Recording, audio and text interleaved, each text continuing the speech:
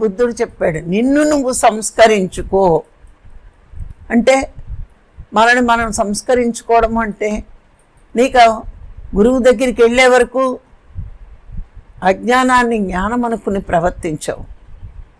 కానీ గురువు దగ్గరికి వచ్చాక సత్యజ్ఞానం ఏదో తెలిసింది. ఆ సత్యజ్ఞానం చెప్పేది సద్గురువు మాత్రమే.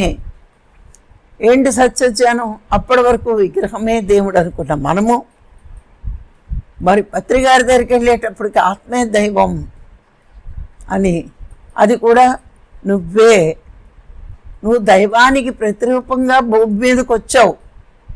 ఎందుకు నీ జీవితంలో దుఃఖంగా ఉంది అంటే నువ్వు దైవంలా ఉండలేకపోవడమే నీకు దుఃఖానికి కారణం. ఎందుకు దైవంగా ఉండలేకపోతున్నావు అంటే నీ మనసు వల్ల నువ్వు అలా ఉండలేకపోతున్నావు.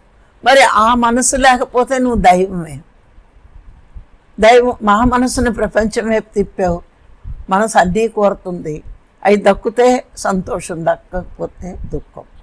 అందుకే నీకు గురువు దగ్గరికి వచ్చాక అర్థమైంది, ఈ దుఃఖానికి కారణం మనసే.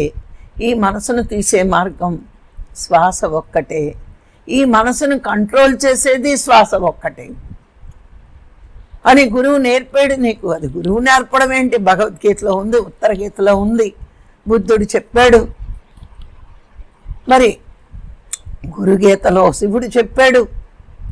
ఇన్ని రకాల ప్రూఫ్లు మనం చూపించినా నేను పాపులర్ అవ్వాలి, నేను కొత్తది కనిపెట్టాలి అని గురువు చెప్పింది పక్కన పెట్టి మన ఇష్టం వచ్చినట్టు మనం మాట్లాడితే మనం ఎలా సంస్కరించబడతాం? నిన్ను సంస్కరించడానికి ఒక గురువు వచ్చాడు.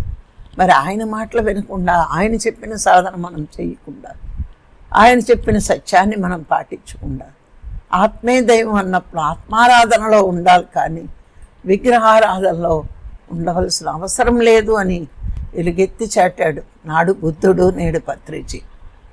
ఎందుకంటే ఆ శిల కంటే కూడా మానవుడు చాలా గొప్పవాడు, శక్తివంతుడు. మానవుడు ఒక్కడికే తెలుసు ఆత్మ తనలోనే ఉంది అని, తానే అది అయ్యున్నానని. అందుకే నిన్ను నువ్వు సంస్కరించుకోవాలి అంటే ముందు నీ మనసుని బాహ్యంగా తిరుగుతున్న ఈ మనసుని అంతరంలోకి తిప్పడానికి ఏకైక మార్గమే శ్వాస మీద ధ్యాస. అది నువ్వు చేస్తేనే, అది నువ్వు ఆచరణలో పెట్టుకుంటేనే సరి అయిన జ్ఞానం.